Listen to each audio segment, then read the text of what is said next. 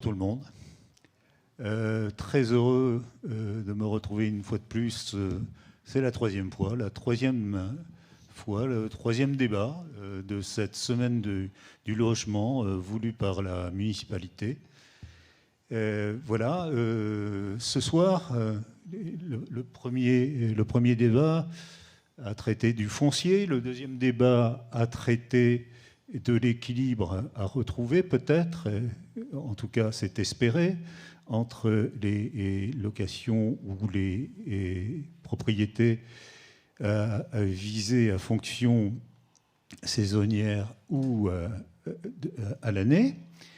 Et le troisième débat, nous allons ouvrir un peu le champ, faire grandir les horizons en élargissant le propos à l'ensemble des îles du Ponant, puisque nous avons la chance d'avoir une organisation qui inclut l'île et qui réfléchit ensemble, qui agit ensemble, fait la fête ensemble, comme vous le savez.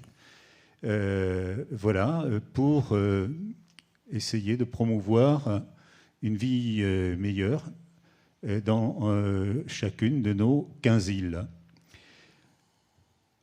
Ce soir, la thématique sera le logement sur les îles, enrayer la pression immobilière.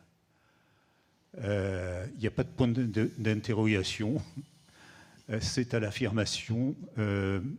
Ça va être difficile de ne pas mettre un petit point d'interrogation tant les choses sont compliquées. Avec nous ce soir, autour de la table, le maire de l'Île-Dieu, Bruno Noury. Merci, monsieur le maire. Merci. Merci pour votre présence active pendant ces 3 soirées. Avec nous, le directeur de l'Association des îles du Ponant, Denis Bredin. Oui, bonsoir à toutes. Bonsoir, Denis Bredin. Merci. Avec nous aussi, un maire qui a fait l'effort de venir jusqu'à l'Île-Dieu, et on ne peut que l'en remercier, Dominique Yvon, maire de Groix. Oui, bonsoir.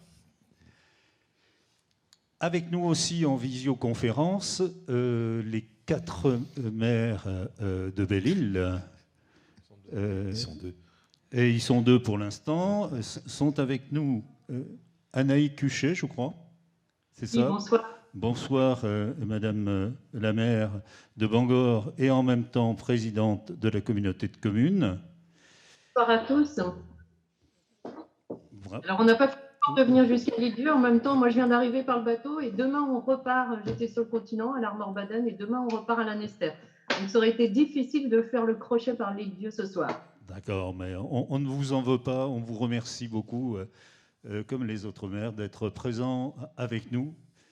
Voilà.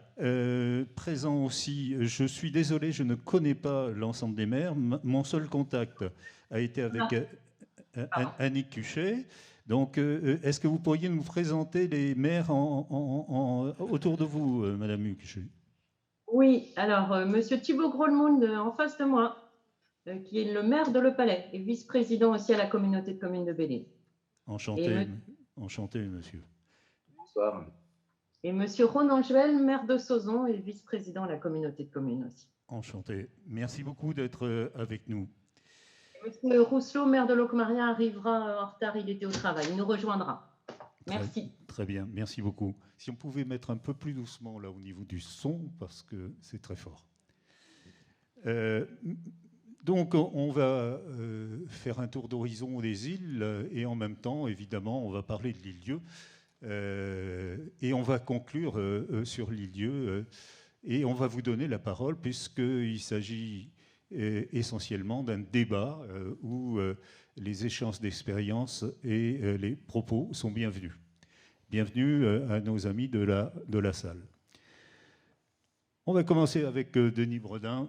Monsieur Bredin, lorsque j'ai préparé avec vous et avec d'autres ces 3 débats, vous m'avez permis d'y voir un peu plus clair sur la pression foncière et immobilière sur les autres îles. Et vous m'aviez dit en particulier que l'île-Dieu faisait partie des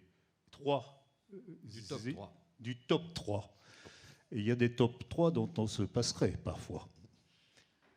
Du top 3 des îles d'un point de vue du montant des valeurs foncières, du prix du foncier et du bâti foncier. Est-ce que vous pourriez me préciser ça un petit peu, Monsieur Bredin? Alors, je ne vais pas vous donner une kyrielle de chiffres, ça ne nous apporterait pas grand-chose. En fait, ce que je peux vous dire, c'est que la pression foncière sur les îles, ce n'est pas quelque chose de récent, ce n'est pas quelque chose de nouveau. On vient de fêter le cinquantenaire de l'association Les Îles du Ponant là, cette année. Et effectivement, quand on recherche dans les archives, on trouve déjà en 1971, un des problèmes, c'était la compétition pour le foncier avec les résidences secondaires. Bien évidemment, la situation était loin d'être celle qu'elle est actuellement. On a effectivement une augmentation du prix du foncier. Alors, c'est variable d'une île à l'autre. C'est vrai que l'île-Dieu est vraiment très, très onéreuse en termes de prix du foncier. Et paradoxalement, vous avez encore du foncier disponible. 4220, c'est à peu près la moyenne. C'est la moyenne, répertoriée il y a un an. Donc, ce n'est pas encore les chiffres de 2021. Je pense que ça a encore dû monter. On a des exemples qui montrent que cette année, ça continue encore. Pour faire simple, il y a plusieurs catégories d'îles. Vous avez des îles sur le plan du foncier et du logement où il y a encore des possibilités de construire. Et puis vous avez des îles où il n'y a pratiquement plus de foncier. Par exemple, le prix du marché sur Bréa, virtuellement, il n'y a pas de marché. Chaque maison qui se vend, ça peut atteindre des sommets, puisqu'il y a une compétition féroce pour acheter la maison qui subsiste, qui est encore en vente sur le marché. C'est un peu le cas sur l'île aux Moines, qui est là où on a enregistré le montant le plus important récemment. Mais d'une île à l'autre, ça peut varier. Sur Edic, sur Watt, il n'y a pratiquement plus de foncier disponible. Et évidemment, là, ça peut atteindre des sommets. Mais est-ce qu'on peut parler vraiment d'un marché du foncier quand on est dans cette situation de pénurie? Ça, c'est vraiment le problème numéro un. Ça se traduit effectivement par une difficulté au logement, par une pression foncière et une augmentation de la proportion de résidences secondaires. Le plus important, c'est Bréa. Il n'y a plus que 19% de résidences principales sur l'ensemble des maisons de Bréa. Vous êtes autour, je pense, de 44% encore à l'île-Dieu. Mais la tendance va toujours en croissant. On a à chaque fois qu'il y a une maison sur le marché, vous avez une compétition. Et effectivement, les gens qui travaillent sur les îles n'ont pas forcément des métiers très, très rémunérateurs et ne peuvent pas lutter avec quelqu'un qui vient de vendre son appartement en région parisienne ou dans une grande métropole, qui part à la retraite et qui effectivement se retrouve avec un pactole. Et bien évidemment, là, il y a un vrai souci. Alors, un autre phénomène, effectivement, donc les gens ont de plus en plus de mal à se loger. Pendant très longtemps, les bailleurs sociaux ont fait du logement social. Et on a fait là une petite analyse. On se rend compte que ces 2 dernières décades, on a fait analyser donc la mise en place, la mise en service de logements sociaux depuis les années 70. Au début, 70, 80, 80, 90 et jusqu'à 2000, on avait encore une mise en service de logements sociaux assez conséquente par les bailleurs sociaux. Et puis, on voit une chute rapide, donc ces 2 dernières décades, du nombre de logements sociaux. Et on voit un autre phénomène qui apparaît sur l'ensemble des îles du Ponant, c'est que les collectivités locales font de plus en plus de logements pour loger leurs résidents permanents, les gens qui ont du travail. Qu'est-ce qui se passe? Il se passe qu'effectivement, les bailleurs sociaux, d'abord, ont du mal à acheter des terrains, à construire, ça coûte plus cher. Vous avez en plus cette sélection par les revenus. Donc les gens qui peuvent avoir accès aux logements sociaux sont des gens qui n'ont pas forcément des revenus importants. Et sur les îles, ça ne permet pas de régler tous les problèmes, loin de là, puisque même si vous êtes au-dessus des minima sociaux, vous ne pouvez pas vous loger. Donc on voit, et dans la dernière décade, donc 2010-2020, la mise en service de logements par les collectivités locales, que ce soit du neuf ou la plupart du temps de la rénovation, où ils rachètent de vieux bâtiments, où ils récupèrent de vieux bâtiments et les transforment en logements locatifs, ça leur permet de proposer des locations à l'année aux résidents qui ont du travail. Donc ça, c'est vraiment quelque chose d'entièrement nouveau. Alors, on a effectivement toujours des programmes d'accession à la propriété sur les îles comme Groix, comme Belle-Île et comme l'Île-Dieu, qui ont encore des possibilités de construire, donc des logements constructibles. Mais là encore, le prix du foncier augmente. Et je pense qu'on verra tout à l'heure, je pense qu'il y a des exemples aussi où on voit que tout ce qui concerne l'accession à la propriété, vous avez des mécanismes qui permettent d'avoir un système de temps où vous ne pouvez pas revendre ou quitter votre logement quand vous avez fait de l'accession à la propriété pour le remettre sur le marché sans aucune contrainte. Actuellement, ça va jusqu'à 10 ans. Mais on se rend compte malgré tout qu'au bout des 10 ans, ça peut être des tas de choses, ça peut être une succession, des accidents de la vie. Et finalement, quand ces maisons qui ont été souvent mises en place pour l'accession à la propriété avec des aides des collectivités communales ou autres, ça peut être les régions, les départements, voire des aides à la pierre de l'État, vous vous rendez compte que finalement, ça revient sur le marché et ça rentre dans la compétition avec les locaux et les résidences secondaires.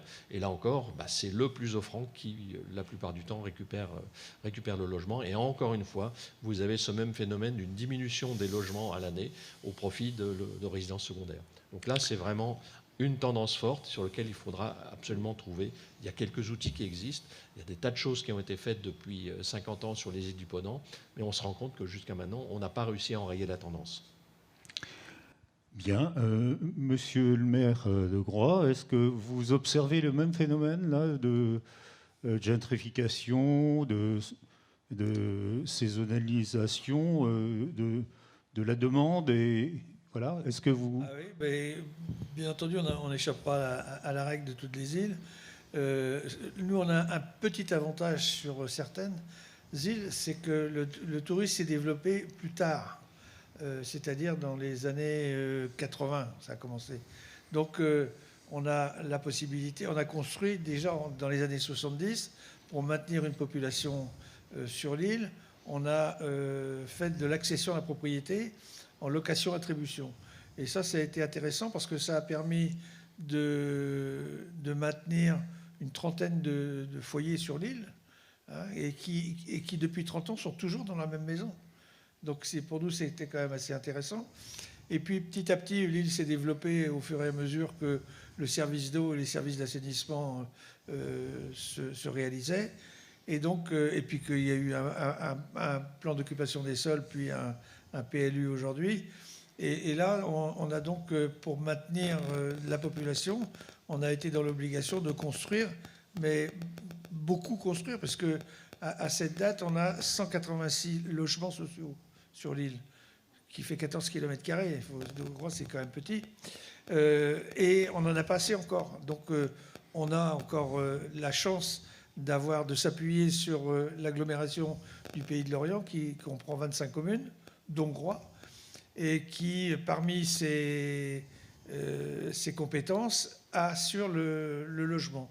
Et donc, on a, pour parler, donc avancé avec eux, Lorient Agglomération a préempté à peu près entre 20 et 25 000 m² de terrain sur l'île, constructible, ce qui nous permet donc de voir l'avenir un petit peu d'une façon plus agréable, disons.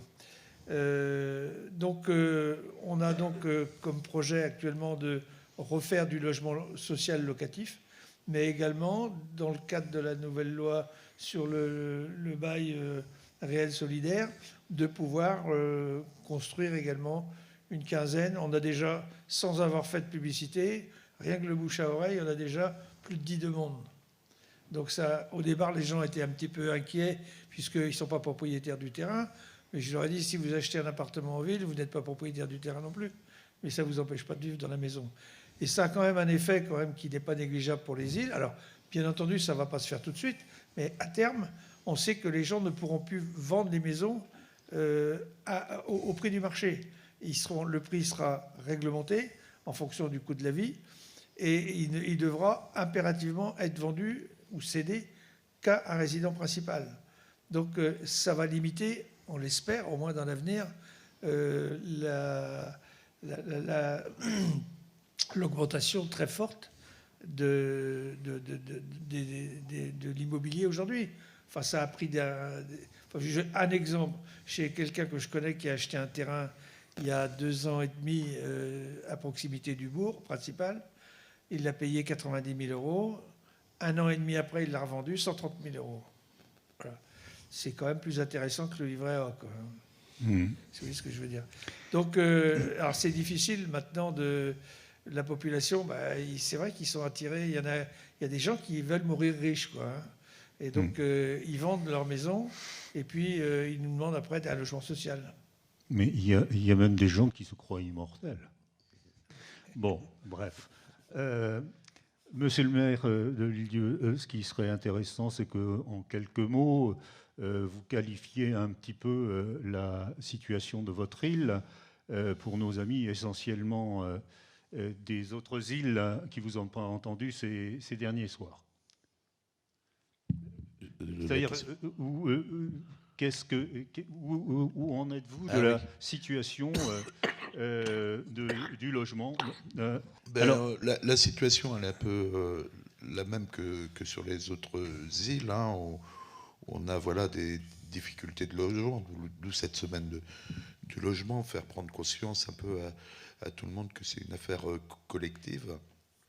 Maintenant, nous aussi, on a préempté pas mal de terrains. On utilise un budget annexe pour stocker des terrains. Aujourd'hui, on a à peu près 1,5 million d'euros de stock de terrain qu'il faut viabiliser, etc.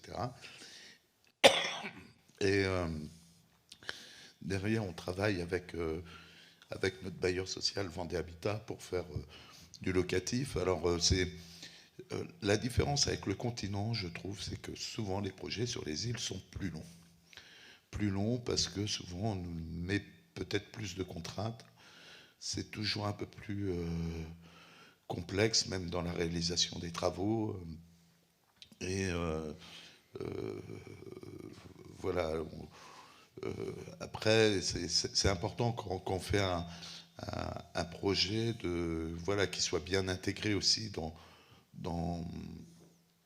l'environnement bâti ou naturel. Donc voilà, ça demande un peu plus de réflexion. Maintenant, les logements sociaux locatifs, on a commencé beaucoup plus tard à L'Île-d'Yeu. On a dû commencer, c'était la prépauté, je dirais dans les années 80. Et pour nous, comment ça se passe avec le bailleur social, c'est on achète le terrain, c'est nous qui sommes propriétaires du terrain. Plus précisément, c'est le CCAS qui est propriétaire du terrain. Et on fait un bail emphytéotique au bailleur social qui construit. Alors nous, le bailleur social, c'est Vendée Habitat, donc qui est à l'échelle d'un département. Vous, c'est plus sur l'agglo de Lorient. Et en fait, Vendée Habitat, quand ils font des logements à L'Île-d'Yeu, enfin sur toute la Vendée, ils amortissent ça sur 50 ans. En fait, à L'Île-d'Yeu, ils ne retombent jamais sur leurs pattes. Hein, et en fait, le prix, finalement, le locatif est péréqué sur l'ensemble de la Vendée. C'est-à-dire que le locataire de l'Est de la Vendée, sur son loyer, finalement, participe à l'amortissement de L'Île-d'Yeu. Alors, à l'échelle d'un département, c'est pas neutre, parce que ça permet quand même de réaliser les choses. Mais voilà, on voit bien la complexité du prix de la construction sur une île. Merci, monsieur le maire. On va donner dans peu de temps la parole à nos amis de Belle-Île, hein, qu'on remercie encore d'être parmi nous. Je voulais donner la parole d'abord à madame Anaïque Huchet. Lorsque je vous ai eu au téléphone, madame Huchet, vous m'avez dit nos îles sont devenues des terres de convoitise des investisseurs et ça nous inquiète. Est-ce que vous pourriez nous expliciter un petit peu ça, monsieur et madame Huchet? Oui, on n'a rien de nouveau. Hein. Il n'y a rien de nouveau à l'ouest, hein, comme on le disait préalablement. Nous, c'est vrai qu'on sent que nos îles nous échappent. Le problème, c'est qu'on va se retrouver avec des habitants permanents qu'on ne saura plus loger. On ne sait pas comment on va faire dans quelques années. Moi, je redoute, là, je ne devrais pas le dire, mais je commence à être inquiète. Je me dis que je ne vais peut-être plus voir cette île aussi vivante qu'on l'a connue et vécue. Aujourd'hui, nous, la situation de l'emploi, et je pense que sur la plupart des grandes îles, en tout cas Croix et L'Île-Dieu, Bruno et Dominique vous diraient, je ne pense pas que vous allez dire le contraire, hein, la situation économique est satisfaisante. On a une population qui augmente. Enfin, la situation de nos îles est assez satisfaisante. Et là, on voit que ça va commencer à nous échapper, puisque ce qu'on n'avait pas vu dans les dernières décennies, ce qu'avaient vu d'autres, hein, que la valeur de la terre ne portait que sur la constructibilité des terres, ce qui n'était pas le réflexe des insulaires. C'est pas comme ça qu'on voyait nos terres. Et en fait, certains ont investi. Et là, maintenant, ça nous échappe. C'est même plus une question de prix, de valeur, c'est que ça nous échappe. Il y a un travers que le continent connaît aussi sur le littoral, avec aussi le confinement, le télétravail qui se développe, tous ceux qui souhaitent travailler à distance ou avec les lignes à grande vitesse qui peuvent vivre à 3 heures de train de leur lieu de travail. Mais chez nous, la situation est plus préoccupante parce que déjà, on est loin du continent. Et en plus, nos habitants ne peuvent pas aller dans la ville dortoir d'à côté. Donc, on va se retrouver en grande difficulté puisque, voilà, où vont aller nos habitants permanents? Puis en plus, c'est des gens qui arrivent avec l'idée d'un rêve. Ils ont rêvé l'île et ils ont des idées bien arrêtées, mais ils ne supportent pas ce qui se passe autour. Et nous, la difficulté à laquelle maintenant on est confronté, c'est qu'on a des habitants qui n'ont pas le choix que de se loger dans des habitats précaires, en mobil-home, en caravane, et on vient nous demander de les déloger. Mais moi, je ne me vois pas déloger un habitant à l'année qui vit en caravane ou en mobil-home, d'autant que je sais que c'est pas facile, quoi. Certains mois, c'est vraiment pas facile de vivre dans un habitat précaire. Donc, on va être confronté à des situations conflictuelles que nous, maires, on va devoir gérer, parce que c'est aussi ce qu'on nous demande d'être maintenant au quotidien, c'est les gendarmes de toutes les situations. On doit éteindre des feux et là, ça va commencer à être compliqué pour nous. En plus, comme le disait Bruno, quand il faut construire des HLM, il faut qu'on cède le terrain aux bailleurs. Donc, il faut qu'on l'achète parce qu'on n'est pas propriétaire. On a très peu de foncier dans nos communes. Nos communes n'étaient pas riches parce que nos communes ou nos communautés de communes, parce que nous, à Belle-Île, on a une communauté de communes insulaires, on porte beaucoup de compétences que ne portent pas les collectivités continentales et ce qui n'est pas reconnu. Il faudrait vraiment une reconnaissance. Moi, c'est ce que je revendique dès que je le peux partout. Aujourd'hui, j'ai rencontré le ministre, j'ai rencontré à l'occasion d'une venue sur l'Armor-Baden le ministre délégué au compte public, M. Dussopt, et je lui ai parlé de cette exception insulaire, parce qu'il faut le revendiquer et le répéter pour que ce soit entendu. Parce que c'est une réalité fiscale, c'est une réalité, il y a un principe de réalité. Il va falloir nous aider là maintenant. Nous, on va se retrouver vraiment demain avec des situations de tension. Et je ne sais pas comment on va faire. Alors, je garde espoir. La situation n'est pas encore trop tendue, mais on le voit avec le confinement. On se retrouve avec des difficultés qu'on n'avait pas connues jusque-là aussi sur l'eau, les déchets, l'assainissement. Les maisons sont suroccupées parce que les gens ont payé très cher des maisons sur nos îles et ils les suroccupent, c'est-à-dire qu'ils les louent dès qu'ils peuvent.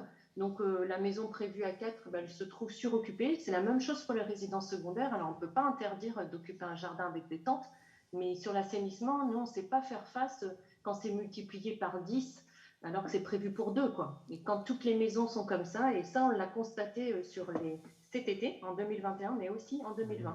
Et ça va être compliqué parce que il va falloir qu'on fasse de nouveaux investissements, mais on n'a pas les moyens. Donc, qui porte les investissements? Ce sont les usagers. Donc, on va se retrouver vraiment, on commence à voir qu'on cumule les difficultés.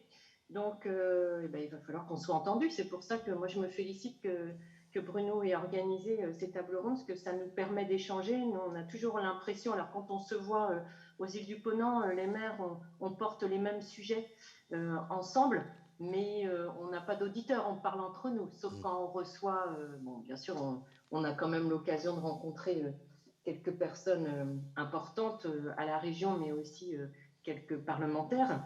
Mais ça ne va pas plus loin, on n'est pas assez nombreux. On rappelle juste les îles métropolitaines, hors la Corse, c'est 16 000 habitants.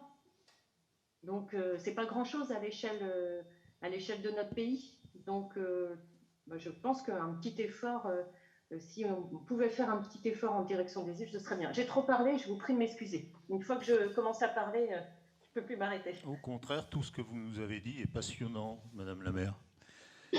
Est-ce qu'un autre maire, et puis chacun de vous, d'ici à la fin du débat, aura la parole, hein, ne vous inquiétez pas, est-ce qu'un autre maire de Belle-Île, je vous laisse arbitrer, confirme ce que dit Madame la maire et Madame Huchet, ou peut apporter des compléments d'information?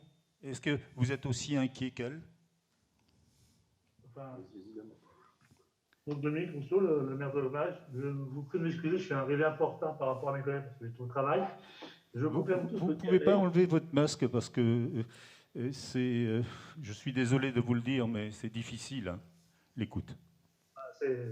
J'ai enlevé mon masque. C'est beaucoup mieux, monsieur. Vous m'entendez bien? Oui, beaucoup mieux. Tout le monde. Oui, évidemment qu'on confirme ce que dit Annick et ce que vous dites tous, mais juste pour information, et j'en ai pas encore eu l'occasion d'en parler à mes collègues maires aussi, j'ai eu une visio avec le président de l'AEP, Philippe Lubérigo, et le maire de Ouate et de Jimmy Pain, pour la fameuse loi 3D, et le discours de Philippe Lubérigo, le président de l'AEP, ici du Ponant, c'était donc la reconnaissance des îles, effectivement, autres que la Corse, donc les 15 îles du Ponant. Voilà, c'était juste pour vous préciser la chose. Et donc le soutien effectivement d'un parlementaire. De notre député. De notre député Jimmy Pain. C'est bien. Bien. Est-ce que, est-ce que dans la salle que je ne vois pas, qui est plongée dans le noir ce soir, est-ce que dans la salle, il y a des gens qui se reconnaissent dans le discours des deux maires de Belle-Île? On vous donne la parole, si vous voulez la prendre. C'est-à-dire les inquiétudes, les maisons surchargées, la difficulté à gérer les problèmes d'eau, d'assainissement.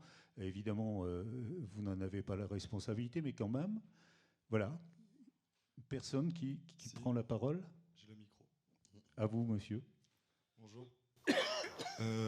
Oui, la situation est assez effrayante, d'autant que bon, c'est assez étonnant, mais c'est une situation...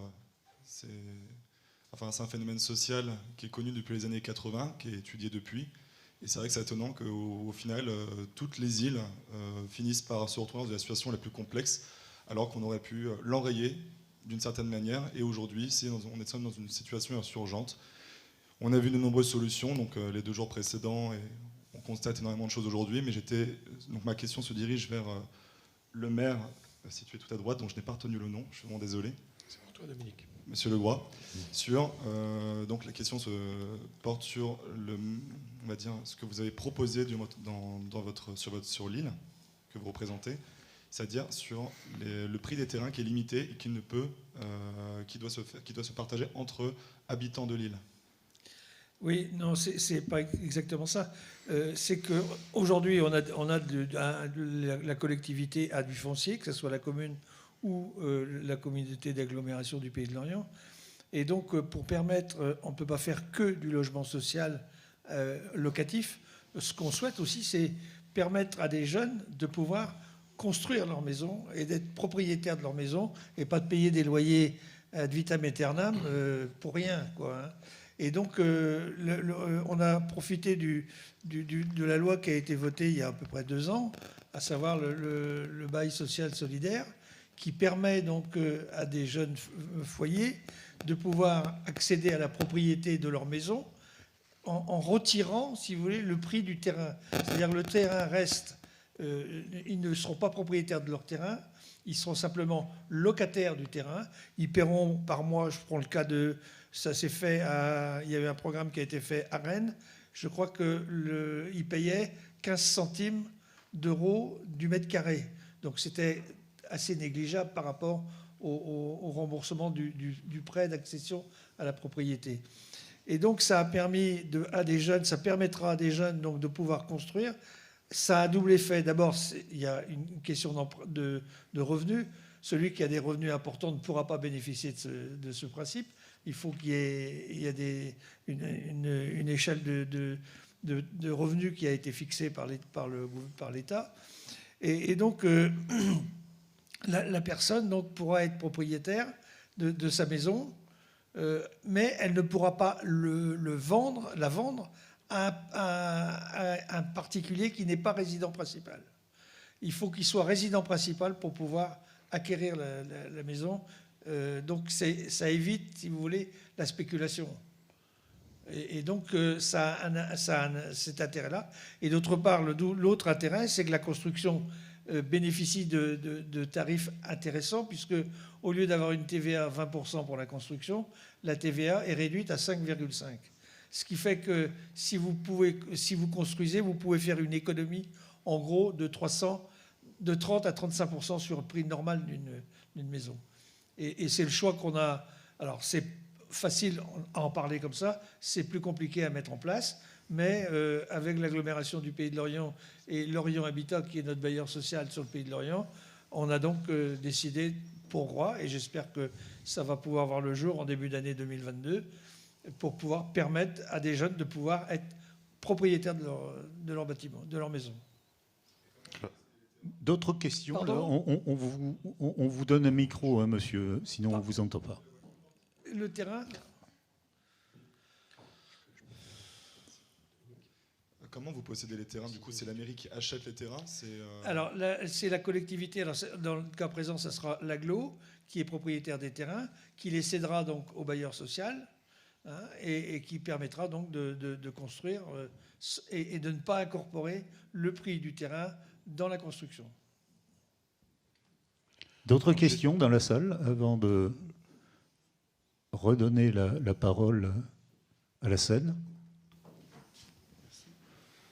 Olivier, pour l'association Enfants de Tempête, qui défend un peu le logement pour les futurs îlets, qui vont nous aider à garder des services et des écoles ouvertes. On voit bien ce problème, ça pose également problème pour les résidences secondaires, parce qu'aujourd'hui, on n'a plus de services, enfin, de moins en moins. On dit que l'île-Dieu, on a encore une capacité de construire, mais plus on va construire, plus on va augmenter la différence entre les résidences secondaires et principales, alors qu'aujourd'hui, on manque déjà de plombiers, on manque de beaucoup de services, et même les résidences secondaires, ils en souffrent.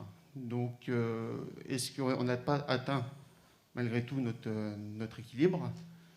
Et ensuite, pour toutes les îles, est-ce qu'il ne faut pas aller toquer à l'Assemblée nationale pour avoir des lois pour nous aider à racheter des biens pour garder une population active, c'est-à-dire sur les ventes immobilières?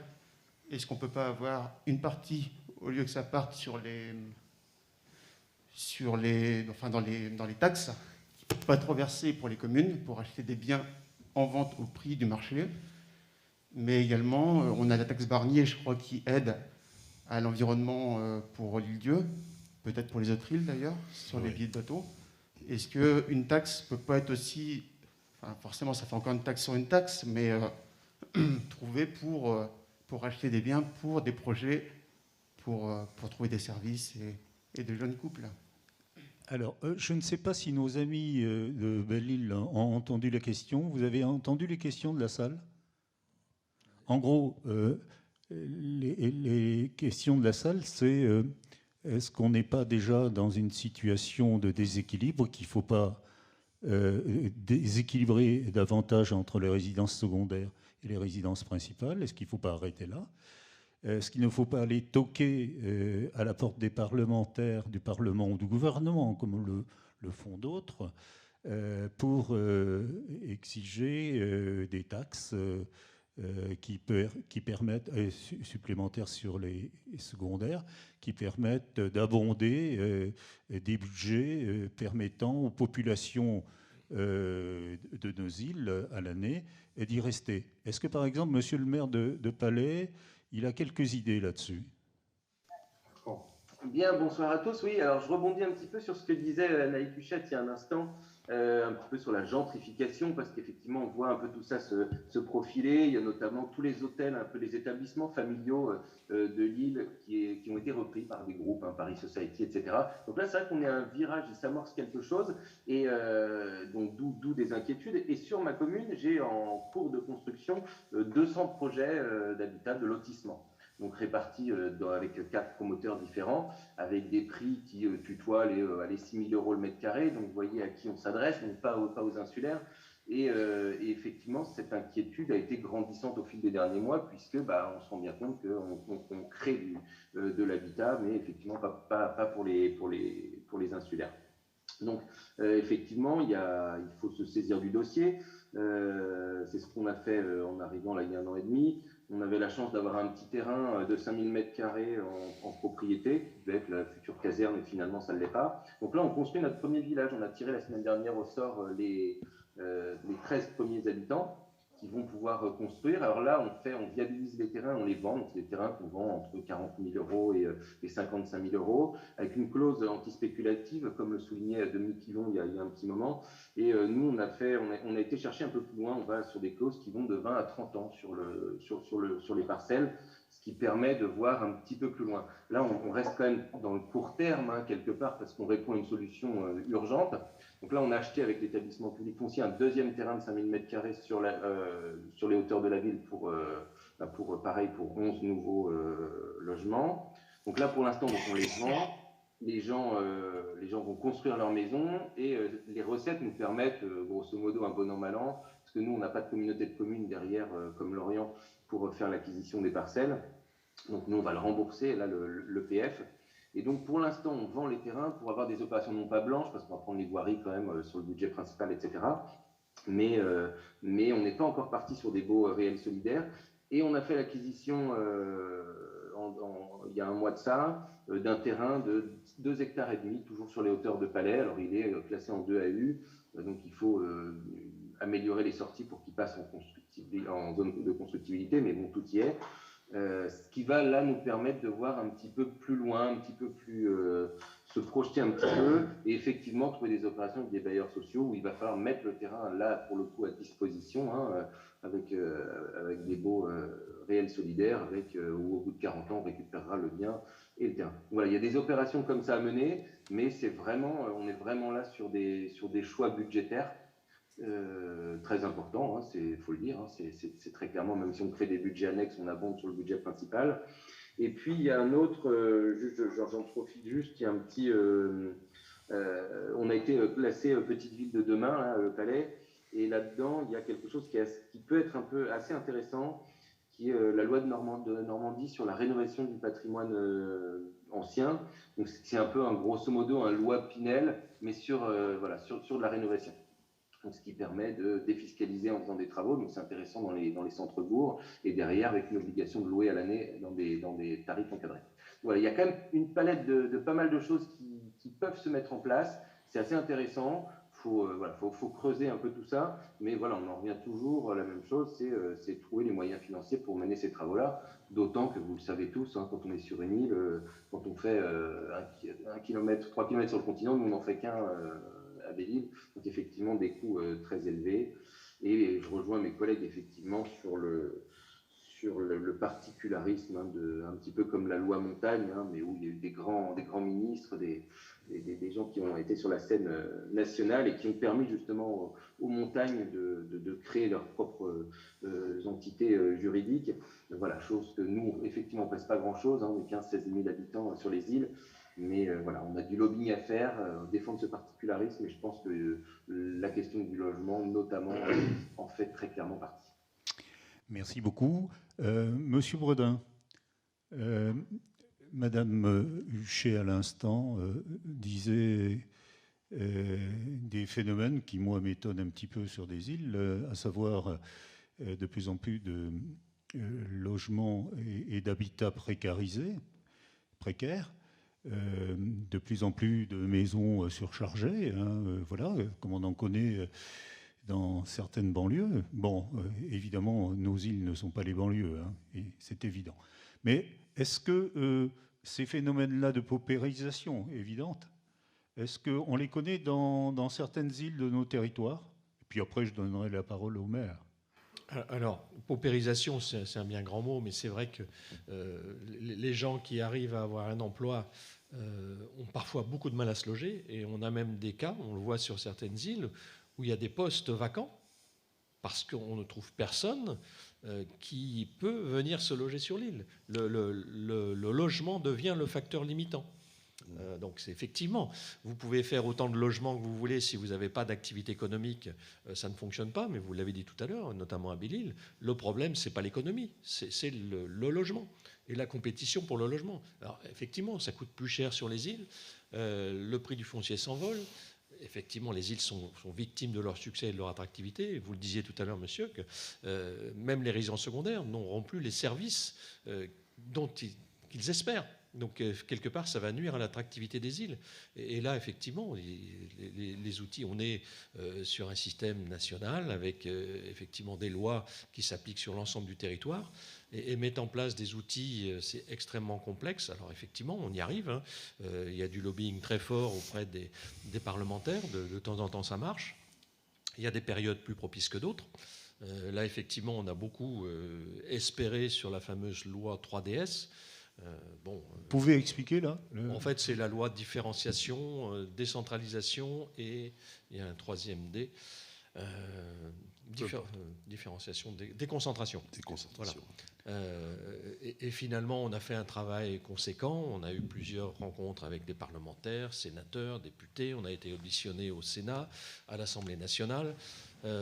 Et au bout du compte, on trouve qu'il y a peu de choses dans la loi de ce qu'on avait espéré en termes de différenciation, notamment la prise en considération du fait qu'il y ait des îles, qui ne soient pas des îles outre-mer, qui soient les îles métropolitaines. C'est peut-être que 16 000 habitants, mais 16 000 résidents permanents. Et vous regardez, vous multipliez pratiquement par 6 ou 7, vous avez le nombre de résidents, de visiteurs l'été. La population DGF, c'est un gros mot technologique, c'est dotation globale de fonctionnement, qui en fait est une population majorée en fonction des résidences secondaires. Donc globalement, les îles ont une importance fondamentale, là aussi, même si elles sont peu peuplées en hiver ou en résidents permanents, ce sont des territoires économiques qui ont une très forte attractivité, dont l'attractivité retentit sur l'ensemble du territoire. Donc l'île-Dieu est quelque chose de très important pour la Vendée. Les îles bretonnes sont aussi très importantes pour la région Bretagne. Donc c'est quelque chose qui est indéniable. Mais la complexité est de faire en sorte de trouver le bon moment pour trouver les parlementaires qui vont pousser le texte et qui ne soient pas bloqués par d'autres parlementaires continentaux qui pensent eux, à leurs problématiques. Effectivement, c'est assez compliqué. Ça ne veut pas dire que rien n'est fait, que rien n'aboutit. On a eu de très grandes victoires. Notamment, il y a eu la prise en considération du surcoût insulaire, c'est quelque chose de récent, qui était, j'allais dire, demandé par les maires auprès du gouvernement depuis pratiquement la création de l'AIP. Bon, il a fallu attendre 45 ans pour que ça fonctionne. Et ça consiste à quoi C'est juste une reconnaissance du surcoût insulaire par rapport aux dotations des communes.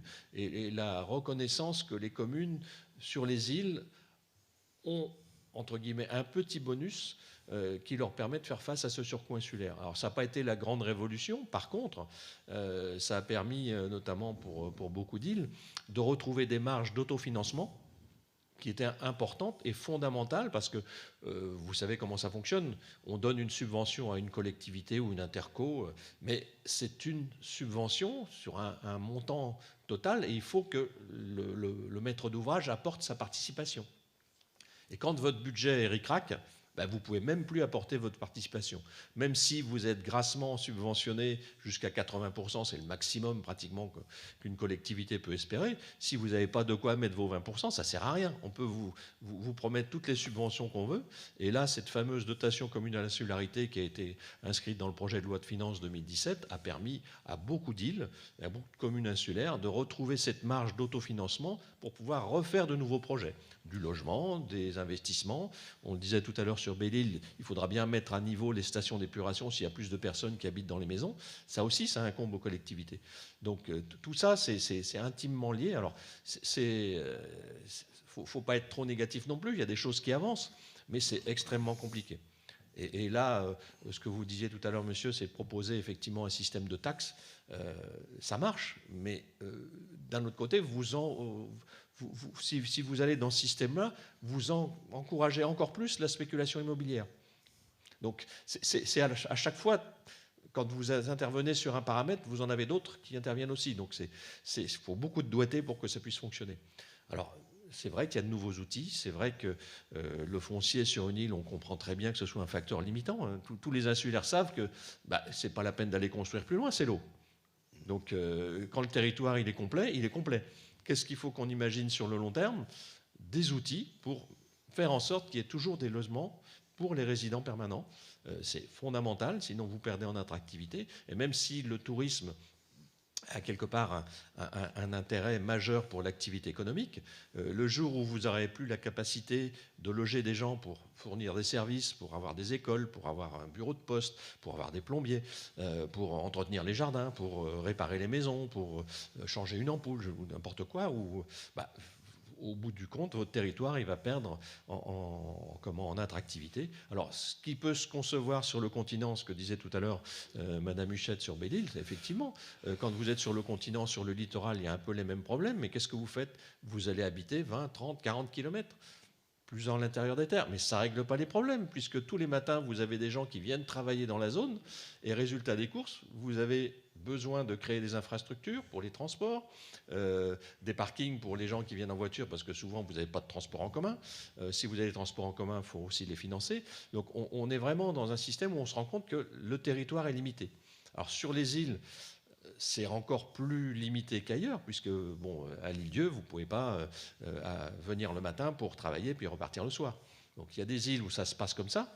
Vous prenez le cas de Bréa, c'est pour ça que vous avez plus que 19% de résidence principale. Hein, que les gens peuvent faire la navette, et vous avez des gens qui viennent faire les saisons l'été, qui habitent à Paimpol, qui viennent travailler à Bréa et qui repartent le soir. Résultat des courses, vous n'avez plus de service le soir dans les restaurants, puisque les serveurs ne peuvent pas se loger sur l'île. Donc vous voyez, on arrive à un système vraiment de limitation par rapport au territoire. Et je pense que c'est peut-être paniquant pour les îles, mais c'est aussi révélateur de notre besoin d'inventer des nouveaux systèmes pour qu'on puisse faire sur le même territoire avec l'ensemble des besoins et loger tout le monde, puisque effectivement c'est un équilibre. Et ça, vous l'avez tout à fait dit, il faut qu'il y ait des services, sinon vous allez avoir les îles l'été, les gens vont venir 2 jours, 3 jours, et puis ils vont partir parce que ça ne correspondra plus au service. Donc voilà, au bout du compte, on est obligé d'inventer des choses nouvelles. Alors c'est vrai que c'est pas simple, mais d'un autre côté, les choses bougent, certainement pas assez vite, mais on arrive à avoir des choses assez intéressantes. Je pense qu'il ne faut pas perdre espoir, c'est vraiment des choses vraiment importantes par rapport au foncier. Est-ce que dans la salle, il y a des gens qui veulent intervenir sur tout ce qui a été dit par les uns et les autres, à Belle-Île ou à l'île-Dieu? Non? Bonsoir. Vous êtes dans la salle. Bonsoir, Didier Lebras, donc pour l'île de Vendée. Peut-être quelques éléments de contextualisation par rapport également à l'île et puis au département de la Vendée. Vous avez indiqué effectivement les difficultés de construire du logement social, et voilà, on le sait, c'est plus difficile de construire sur une île en termes de coûts pour les bailleurs sociaux. Néanmoins, il y a quand même quelques questions à se poser. On est sur un taux d'équipement au niveau de la Vendée, au niveau du parc social, à hauteur de 8%. C'est un taux qui est faible. Seule la ville de La Roche-sur-Yon dépasse les 20. Et en tant qu'observatoire pour le compte du département et des comités de communes vendéennes, on fait l'observatoire de Noirmoutier notamment, et on compare Noirmoutier, notamment à l'île de Ré. Et l'île de Ré, par exemple, a un taux d'équipement en termes de logements sociaux de 12%, avec malgré tout des coûts de foncier plus élevés encore que Noirmoutier, ce qui montre que quand les élus souhaitent effectivement intervenir sur ce champ-là, on arrive malgré tout à progresser dans la dotation du parc social. Donc voilà, simplement pour redonner ces éléments-là. Par rapport au BRS dont monsieur le maire de Groix a mentionné, vous avez... réel solidaire. Voilà, le bail réel solidaire. Alors, c'est une nouveauté, y compris pour le département, puisque l'OFS a été créé il y a maintenant 2 ans chez nous, pour lequel la ville est membre du groupement d'intérêt public qui a été créé pour essayer de favoriser l'accession sociale à la propriété. Alors c'est vrai qu'on est encore sur des balbutiements, mais je voulais donner également quelques notes d'espoir, puisque je reviens du congrès des OFS, du réseau OFS, qui a eu lieu le 3 et 4 novembre à Anglais. C'est quoi votre réseau OFS? Alors, le réseau des OFS, c'est l'ensemble des organismes fonciers solidaires qui mettent en œuvre en fait les baux réels solidaires sur la France. Il y en a 71 aujourd'hui. On a une production qui est au balbutiement, puisqu'il n'y avait que 21 logements créés de cette notion il y a encore 2 ans. Et il y a une prévision pour 2025 de plus de 21 000 logements. Donc les choses progressent. Et j'espère bien effectivement que les îles pourront en bénéficier maintenant très rapidement à travers que ce soit les EPF ou les organismes HLM qui ont demandé les agréments OFS. Merci beaucoup, monsieur. D'autres questions dans la salle?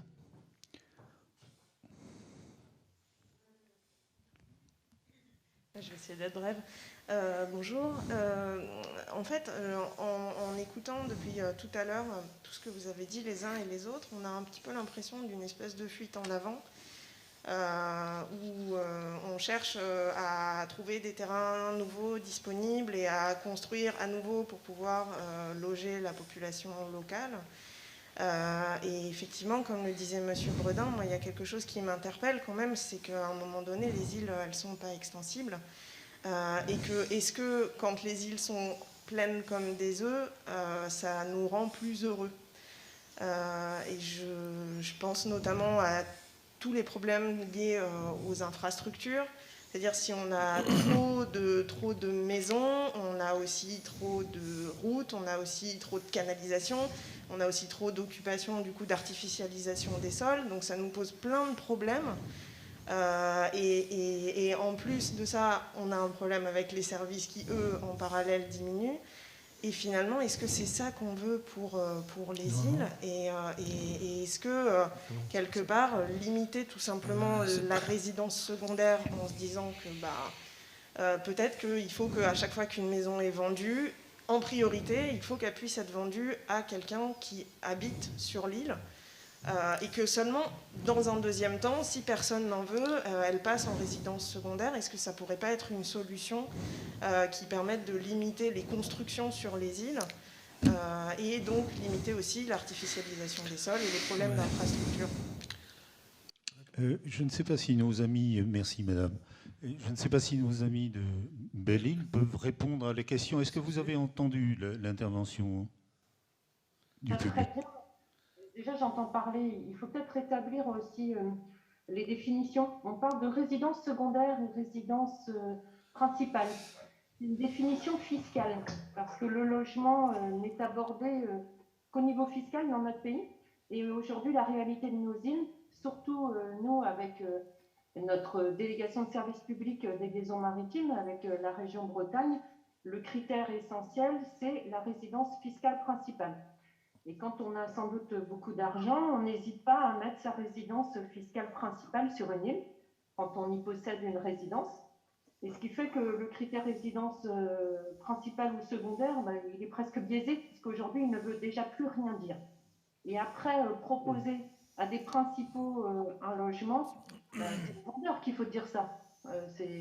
Voilà, alors il n'y a pas de dispositif qui existe. Moi, c'est ce que je prône depuis longtemps. Je pense qu'il faudrait que la question du logement dans notre pays, et a fortiori sur nos îles, moi je demande à ce qu'on soit un laboratoire d'expérimentation sur certains sujets, notamment le logement, quand c'est porté par les fonds publics, qu'on puisse nous permettre de réserver quand on investit au niveau public et qu'on puisse nous permettre de maintenir ces logements en résidence, en logement à l'année. Donc je fais exprès de ne pas parler de résidence fiscale principale, parce que pour moi c'est totalement biaisé. Aujourd'hui, on a, nous, des insulaires qui arrivent, ils partent plus de l'île et ils arrivent du continent, ils partent de Quiberon. Donc c'est pas des résidents permanents, c'est des résidents fiscaux principaux. Donc secondaires principaux, pour moi ça ne veut plus rien dire. Par contre, le critère du logement à l'année, quelqu'un qui habite toute l'année, parce qu'à côté de ça, il y a aussi des gens qui habitent sur notre île et qui ne sont pas insulaires au niveau de la tarification du bateau. Ça, c'est encore un autre sujet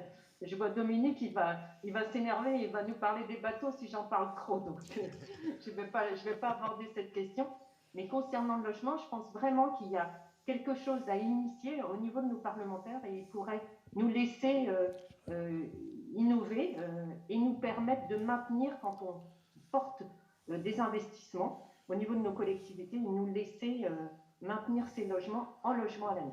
Voilà, moi, ça fait partie de mes revendications, mais je ne sais pas si j'ai répondu à la dame. Et quant aux disponibilités foncières, effectivement, il n'y en aura plus. C'est pour ça qu'on parle de court terme. Même moi, là, sur ma commune, j'ai 100 projets de logements sociaux et acquisitions confondus, mais on ne va pas pouvoir aller beaucoup au-delà. Donc, on est sur une vision qui reste à court terme, et c'est pour ça qu'il faut expérimenter quelque chose pour aller plus loin. Ça, c'est sûr. Et je rebondis aussi quand on parlait de l'acquisition de terrain. Effectivement, il y a des projets sociaux, il y en a eu, il y en a quand on peut encore, mais c'est surtout aussi ces opérations-là d'acquisition de parcelles, même si c'est du court terme, et ben ça permet aussi à des gens qui ont une classe intermédiaire, qui pour 200 000 balles peuvent se faire un projet avec un petit bout de terrain, et puis effectivement, on n'est plus sur des grandes parcelles comme on en rêve tous avec un verger et des biquettes au fond, mais voilà, c'est des petites parcelles de 2, 3, 400 mètres carrés, mais ça permet à ces gens-là de rester, de créer leur vie, ou surtout de rester vivre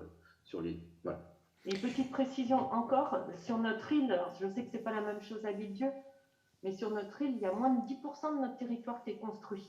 Voilà, donc on fait partie des bons élèves.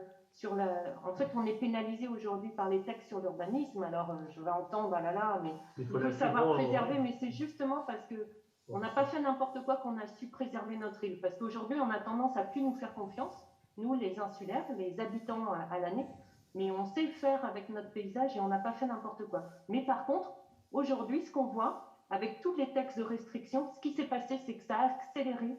Chez nous, ça comme ça sur les 20 dernières années, ça a accéléré les dépôts de permis de construire. Donc on se retrouve aujourd'hui là avec une réalité qui nous a un peu échappé. Monsieur le maire de Groix, vous manifestiez la volonté d'intervenir.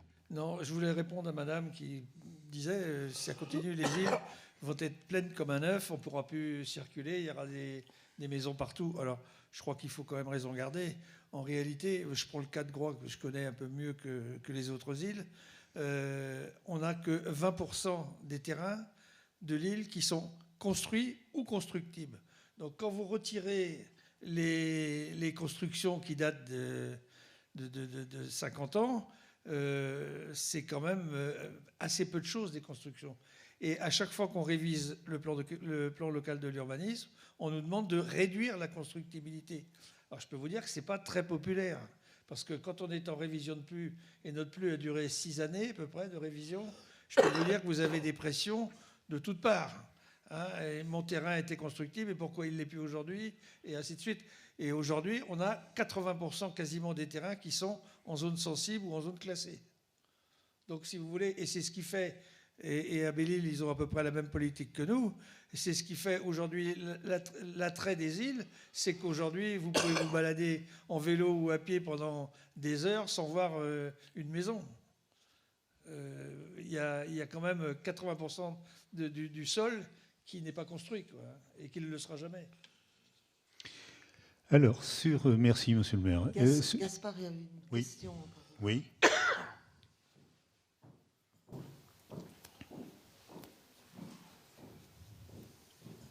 Bonjour. Donc, c'était une question de Béotienne, mais qui rejoint un peu ce qui a été dit. Pourquoi n'êtes-vous pas tenté sur les îles par l'habitat à étage? Tout simplement. Parce que les Hollandais réussissent parfaitement. Pourquoi ne pas limiter la constructibilité sur un terrain pour justement économiser la terre, économiser ou libérer la terre, ou ne pas dépasser les 20% dont vous parlez et ne pas construire en hauteur? Je ne parle pas de grande hauteur évidemment, mais de 2 à 3 étages. Je suis très étonnée que ça ne se fasse pas sur les îles. Alors, madame, Je suis étonnée, par exemple, vous parlez de 10... Vous allez loger 10 habitants, 10 maisons sur 5000 m² au Palais, c'est ça que vous disiez tout à l'heure? Vous aviez ouvert un lotissement de 5000 m² pour 11 maisons. C'est ça. Un peu moins. Oui, c'est ça, peu c'est moins. variable. Donc j'étais Oui, c'est ça. étonnée de la surface utilisée pour le peu de maisons. Il y a les voiries, il faut Oui, il y a retirer les 20% de voiries. Voilà. Alors, justement, cette question-là, je voudrais que Monsieur le maire, qui a mal à la gorge manifestement, donc je le mets à contribution, excusez-moi Monsieur le maire, je voudrais que Monsieur le maire réponde d'abord à votre question, Madame, pourquoi on ne monte pas un petit peu, sans en faire des buildings, évidemment, le World Trade Center chez nous, non, bien sûr, d'une part, et d'autre part, Monsieur le maire, la question et l'attente en même temps de Madame Huchet, à savoir faire que nos îles soient des laboratoires d'expérimentation dans le logement comme dans d'autres domaines. Est-ce que ça vous intéresse tout ça, Monsieur le maire? Oui, je voudrais rebondir sur pas mal de choses qui ont été dites. De manière un peu décousue, de l'étage, oui, bien sûr. Nous, sur les logements qui vont sortir à Saint-Sauveur, au Rieux, il y aura des logements à étage, donc un appartement en haut et un autre appartement en bas. On est cœur de bourg, donc on a essayé de s'imbriquer dans la trame urbaine, ce qui ferait qu'on fera 10 logements sur 2000 m², donc ce sera très, très serré. Je voudrais rebondir sur la question de tout à l'heure, et qui est une vraie question, et nous qui nous pose question sur l'urbanisme, parce qu'on va faire de l'accession à la propriété, aussi du bail réel et solidaire.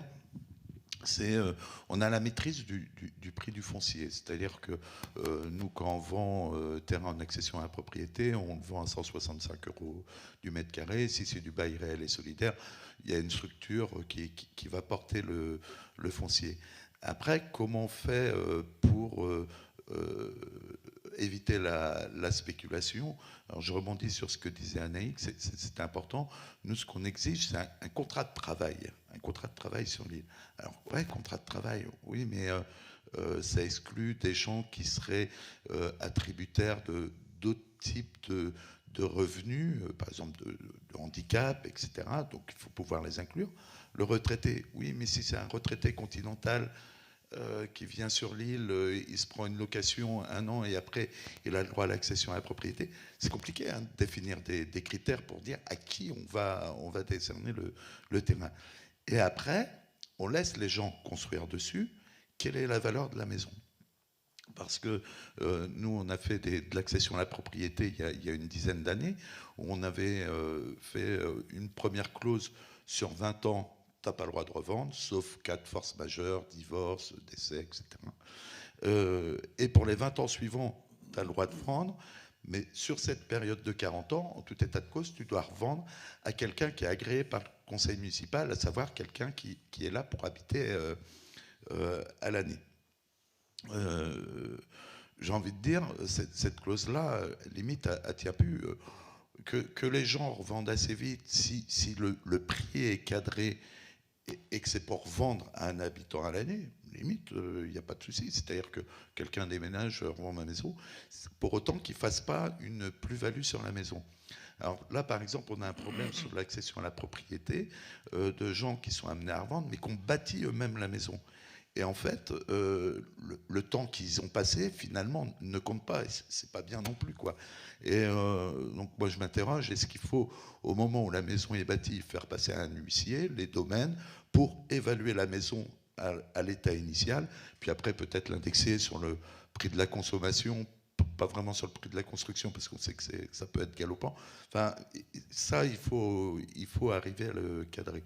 Sur l'autre question d'Olivier, qui était de mettre une taxe pour acheter les maisons, on le voit bien sur paradoxalement, c'est contre nature, c'est dans l'ancien les lieux où les prix sont les plus chers. Alors que ça ne devrait pas, ça devrait être dans le neuf où les prix sont les plus chers. Mais c'est là où il y a une espèce de cabale de plus-value, et racheter systématiquement toutes les maisons qui se vendraient, waouh, enfin là on aurait difficilement les fonds. Maintenant, je rejoins ce que dit Annick, les uns les autres. Il y a quand même matière à expérimenter parce que la maîtrise foncière, elle est complexe sur un PLU. On parlait de capacité d'accueil. Définir un PLU, moi je l'ai évoqué ces 2 derniers jours, le premier poste de l'île-Dieu en 1968, il y avait des secteurs dans le sud-est de l'île où on imposait 5000 mètres carrés pour construire.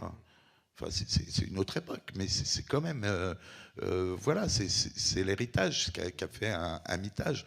Maintenant, si ces maisons qui sont sur 5000 mètres carrés de terrain, les gens ont vieilli, les enfants ont grandi, ah ben, je veux une maison pour chaque enfant. Donc là, on avait une seule maison sur 5000 mètres carrés. On avait encore un peu l'impression d'espace naturel. On va se retrouver avec 3, 4 maisons. Après, c'est les petits-enfants.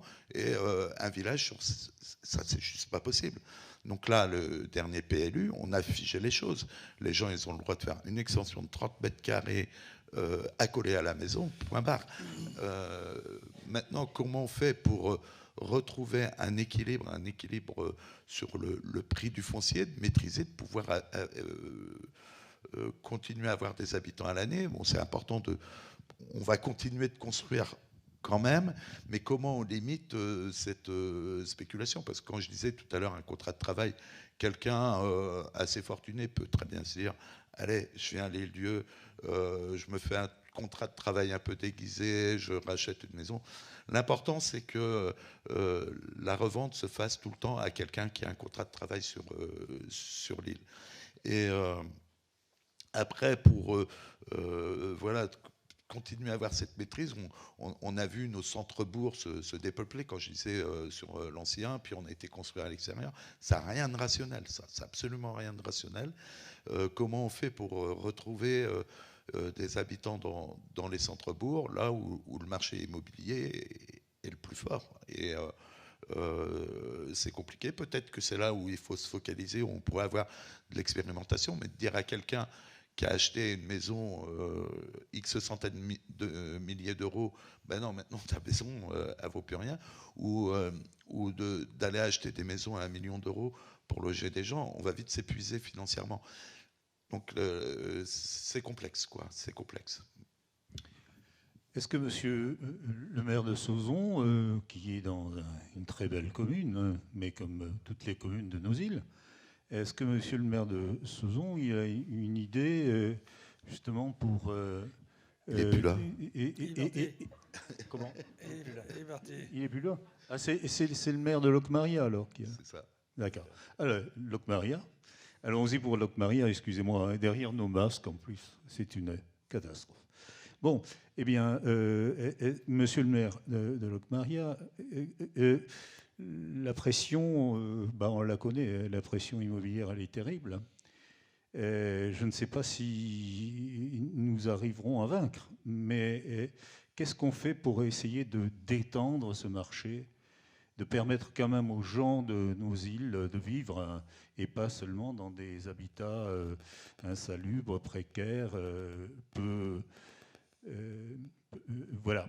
Comment on fait? Est-ce que vous avez déjà des pratiques là-dessus? Je n'ai pas tout compris votre question, ça me semble un peu long, mais en attendant, ça fait 1 heure qu'on discute tous ensemble des choix pertinents faits par les uns et les autres. Et voilà, ça fait... Alors, qu'est-ce que vous faites chez vous, monsieur le maire de Locmaria, pour essayer justement d'enrayer, c'est le thème de notre débat, d'enrayer cette pression immobilière terrible qui a lieu sur nos territoires? Des exemples? Un exemple tout simple, c'est qu'on vient d'acquérir 20 000 m² pour y faire des maisons.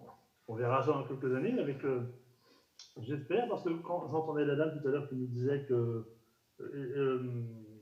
retenir la construction ou l'agrandissement ou la population sur les îles, moi quand j'achète 20 000 m² de terrain, c'est pour y loger nos enfants.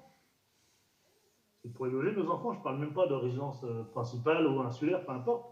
C'est que moi, dans 10 ans, dans 20 ans, j'ai besoin d'avoir des jeunes de Belle-Île, de Locmaria, et qui mettront, alors de là à faire une maternité à Locmaria, peut-être pas, mais au moins ils mettront leurs enfants à l'école. Voilà ce qu'on fait, des choses toutes simples. Et on y travaille aussi avec le bailleur social pour la rénovation de nos logements. Là, actuellement, on a une dizaine de logements non occupés. On a d'ailleurs refait tout un assainissement pour un des logements pour que ces logements ne soient plus insalubres, justement. Donc c'est un travail en équipe. D'accord. Juste pour revenir tout à l'heure, je n'ai pas intervenu parce que sur l'éventuelle augmentation d'une taxe par rapport aux résidences secondaires. Je pense que ça aurait été fait pervers, et je pense que mes collègues de Belle-Île, on est d'accord avec ça. Comme le disait Anaïs tout à l'heure, on a des gens qui sont en résidence principale sur Belle-Île, mais qui habitent sur le continent, hein, puisqu'ils prennent les bateaux qui vont. On a déjà ces difficultés, et le fait d'augmenter une taxe sur les résidences secondaires, ça va accentuer encore la demande justement sur le tarif, je vais le dire comme ça, hein, sur le tarif insulaire, donc sur le tarif résidence principale. Vous voyez, donc pourquoi pas, mais ça, certainement, il y a un effet pervers, il faudra bien réfléchir. Oui, et puis moi, je me permets juste de rebondir. Allez-y, Madame la maire. Sur ce qu'a dit une dame dans la salle par rapport à limiter l'accès. Et moi, quand j'entends ça, c'est aussi ce qu'on entend sur nos îles, c'est qu'on commence à gêner, nous, les insulaires, les habitants permanents. Parce que c'est pas, voilà, on vit là, donc on a des habitudes de vie qui dérangent les gens qui avaient imaginé parfois leur vie, ils ont rêvé leur île. Donc moi, quand j'entends une restriction, ça me gêne par rapport à nos habitants, et ça me gêne aussi par rapport à nos visiteurs, parce que nos îles, elles sont accessibles. Et voilà, et c'est pas les habitants permanents qui ont fait que ces îles deviennent des zones d'attractivité. C'est aussi parce que, voilà, il y a un rêve, on sait bien, les îles font rêver, mais il faut faire attention aux mécanismes qui seront mis en place, que quand on restreint l'accès à un territoire, eh bien, on risque de faire de nous une réserve. Et moi, j'ai pas envie de vivre dans un parc d'attractions, et c'est ce que je commence à sentir à certains moments de l'année. J'ai l'impression qu'on gêne, qu'on est trop, qu'en plus on roule avec des voitures. Bah oui, quand on est, nous, sur certaines des îles, et on a besoin de véhicules pour se déplacer, parce qu'il n'y a pas de transport en commun, bien sûr. C'est pas le vélo, parce qu'on a besoin d'aller travailler. Donc après, le rêve des uns et la réalité des autres, c'est pas tout à fait la même chose. Donc il faut faire attention aussi. Moi, ce que je vois maintenant, peut-être que c'est plus visible sur nos îles, c'est que on voit l'évolution de la société et on le voit violemment, en fait. C'est que les gens ne savent plus vivre ensemble et on ne respecte plus les habitudes des autres.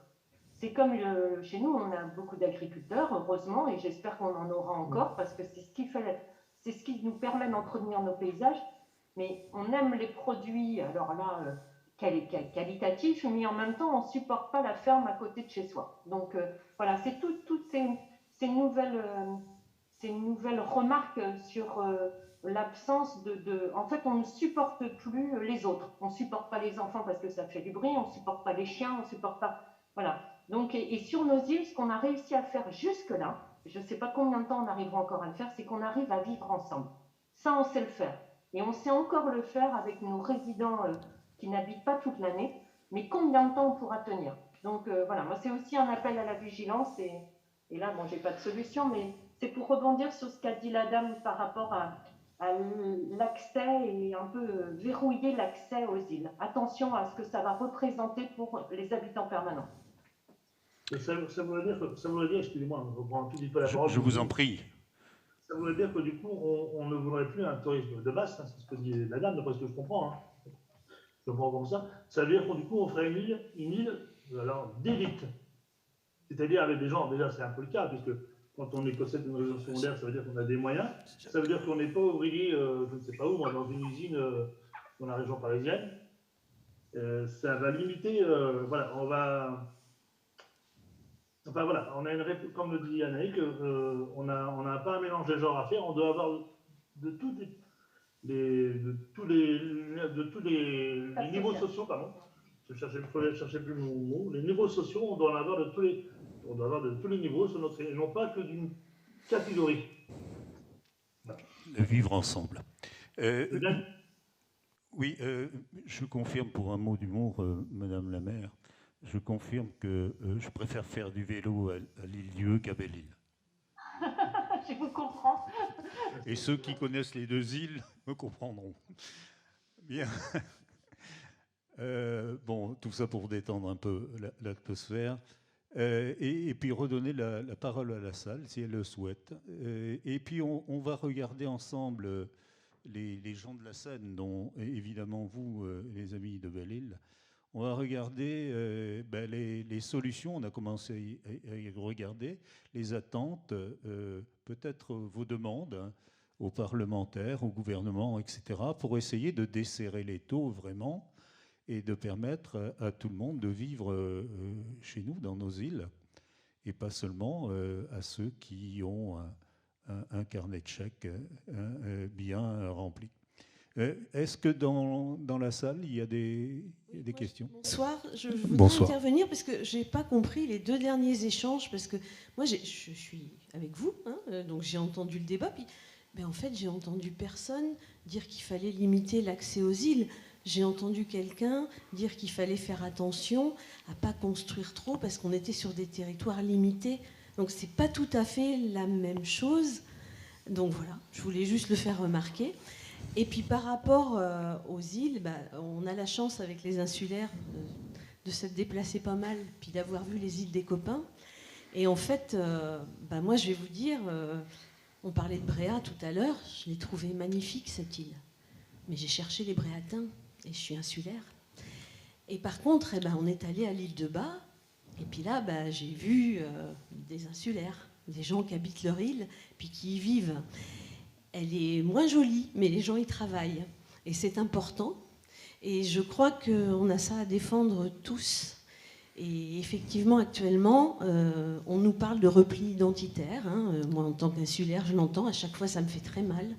Parce que ce n'est pas du repli identitaire. Les îlets, ils ont juste peur, parce qu'aujourd'hui, ils n'ont pas le carnet de chèques, effectivement, pour défendre leurs terres et pour défendre leurs îles, et qui sont face à une telle force de frappe en face d'eux, qui sont assez démunis, effectivement. Et ça, je crois qu'on a tous à faire très très attention, parce que là, on a chaud aux fesses actuellement, vraiment. Merci. D'autres personnes pour ces débats que nous avons voulus avec la municipalité, qu'ils soient ouverts et libres d'expression. On voit un nouveau système de vente immobilière actuellement qui n'est plus un prix fixé par l'agent immobilier, mais une vente aux enchères. Et là, on exclut clairement les îlets ou Iliens dans cette vente, parce que, sauf si le bien est vraiment en ruine et que ça n'intéresse personne, là, on ne peut pas arriver à suivre. Est-ce qu'on ne peut pas empêcher ce genre de vente? Parce qu'aujourd'hui, il y en a un qui le fait, mais demain, pourquoi les 5 autres agents immobiliers ne le feraient pas eux aussi? Et du coup, on ne va pas s'en sortir. Ça nous interpelle aussi dans la municipalité. Et je crois qu'il y a des communes qui ont délibéré pour interdire les ventes IMO, IMO interactives sur leur territoire. On regarde ça de près parce qu'effectivement, pour moi, ça m'interpelle aussi. Je trouve ça un peu problématique. D'autres questions? Et puis on va donner la parole à la scène aussi pour qu'ils évoquent en quelque sorte des moyens qui sont autant de lueurs d'espoir, parce que nos territoires, ils veulent vivre. Oui. Alors, juste pour rejoindre aussi sur la question de la densification, certes, elle n'est pas une solution, mais justement, j'aimerais entendre les différents maires présents dans cette table ronde. Est-ce qu'il est envisageable, alors qui a envisagé ou non, d'avoir justement de réaliser des expérimentations, peut-être même avec des étages, peut-être même différents matériaux. Enfin, les îles sont des îles muséifiées. On tient à nos typologies architecturales, on tient à respecter le PLU, enfin le mot des natures, et peut-être qu'on devrait permettre aux habitants de pouvoir habiter autrement, peut-être avec d'autres matériaux, peut-être avec plus de résilience, revoir les aménagements, revoir la place aussi de la végétation urbaine qui est en train même de disparaître au sein de l'île-dieu. C'est une question. Eh bien, cette question, on va la renvoyer au maire. Par exemple, le maire de Groix, qu'est-ce qu'il en pense du sujet, à savoir concevoir des habitats qui soient autre chose que nos habitats traditionnels? Oui, faire de l'expérimentation. Bon, je prends le cas de Groix. Pendant quelques années, il a été autorisé des maisons en bois. Bon. Eh bien, lors de la dernière révision du PLU, on nous a fait comprendre que les services de l'État nous ont dit non, c'est pas ce qu'il faut faire dans les îles. Il faut faire de l'habitat traditionnel avec 2 cheminées, une de chaque côté, une corniche, la maison de pêcheur type qu'il y avait à Groix, c'est-à-dire 2 fenêtres et une porte au milieu, quoi. Voilà. Donc, alors malheureusement, on n'a pas toujours, parce que quand on dit que les maires ont tout pouvoir au niveau de l'urbanisme dans leur commune, c'est tout pouvoir après être passé sous les fourches de la DDTM, de la DREAL, la Direction régionale de l'environnement. Une fois que vous avez passé tout ça, vous savez, vous avez envie de dire on laisse tout tomber et puis on fait rien, quoi. Parce que c'est des ayatollahs. Sauf s'il y a des populations qui vous soutiennent dans votre démarche. Mais la population soutient, bien entendu. Mais il n'empêche que, in fine, c'est eux qui finissent par avoir le dernier mot. Et si vous ne faites pas, votre PLU, on l'attaquera devant le tribunal administratif. Et là, on sait très bien qu'aujourd'hui, la politique de l'urbanisme, c'est la politique des juges. C'est le juge administratif qui fait c'est la jurisprudence aujourd'hui qui gère l'urbanisme dans les îles. Ailleurs sans doute, mais plus particulièrement dans les îles.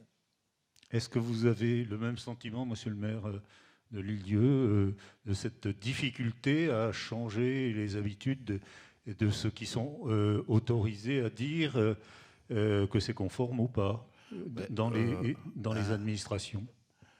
Oui, mais juste pour répondre, un PLU ne détermine pas la nature du matériau. Il détermine des aspects. Donc ça peut laisser un peu de champ ouvert. Nous, on réfléchit effectivement, est-ce qu'il faut, dans certains secteurs, être un peu plus light, quoi. Ça s'entend, on y réfléchit, bien sûr. Après, moi je rejoins Dominique sur la difficulté. Un PLU, je ne tiens pas le crayon, c'est le préfet qui tient le crayon, c'est bien évidemment, quoi. Néanmoins, je voudrais rebondir aussi sur les questions de densification là, de tout à l'heure, juste sur un sujet qui m'a interpellé. On est soumis à un ensemble de réglementations, dont la loi littorale, qui à la base qui est une bonne loi. Son problème à cette loi, c'est qu'elle n'a pas eu de décret d'application, et ce sont les jurisprudences qui ont servi de décret d'application. À l'époque, quand elle a été votée en 86, les juridictions administratives n'étaient pas interconnectées. Donc on peut avoir des jurisprudences différentes d'une région à l'autre. Mais je vais juste citer un cas à l'Île-Dieu, puis vous allez comprendre le malaise. La loi littorale tient en quelques principes. Un des principes, c'est qu'il faut urbaniser en continuité de l'urbanisation existante. Ouais, c'est un beau principe, hein. Mais jusqu'à où? C'est-à-dire que sur le PLU, on avait, on a des bourgs, on va prendre le bourg de Saint-Sauveur, en l'occurrence c'est lui dont je vais parler, où on a de l'urbanisation qui s'est faite dans les années 70-80 le long des voies. On a étiré les bourgs le long des voies et on a des bourgs araignées finalement, quoi. Et on arrête où la patte de l'araignée? Et donc nous on a bloqué après la dernière maison un secteur. On est à plus d'1 kilomètre du centre-bourg, on est à 1,2 km, 1,3 km. On présente le PLU comme ça. Les gens qui ont le terrain immédiatement après, qui s'est retrouvé inconstructible, ont attaqué au tribunal administratif et ont gagné au motif de la continuité urbaine. Mais bon, là, je prends mon compas, je fais 1,5 km autour de l'église du bourg. Oh, on se fait peur, quoi. Et donc, voilà, l'arsenal réglementaire, il est complexe. Il y a les services de l'État qui ont leur propre interprétation de ça. Quand je fais un équipement public, mais monsieur le maire, c'est peut-être de l'extension de l'urbanisation. On est en plein cœur de ville et tout. Non, mais, donc,